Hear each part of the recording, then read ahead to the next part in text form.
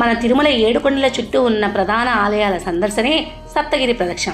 మనం అరుణాచల గిరి ప్రదక్షిణ చూసాం, విన్నాం, వెళ్ళాం. కానీ మా తిరుపతి ఆర్యవైశ్య సంఘం వారు మాకు ఈ ఆధ్యాత్మిక యాత్ర చేయించారు.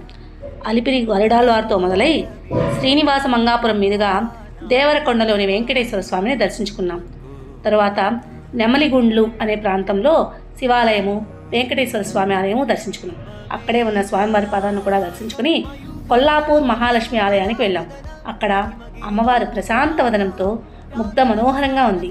అక్కడ నుంచి చిన్నబిడికి అనే గ్రామానికి వెళ్ళాం. అక్కడ హనుమంతుల వారితో పాటుగా వాలి సుగ్రీవులను కూడా దర్శించుకున్నాం.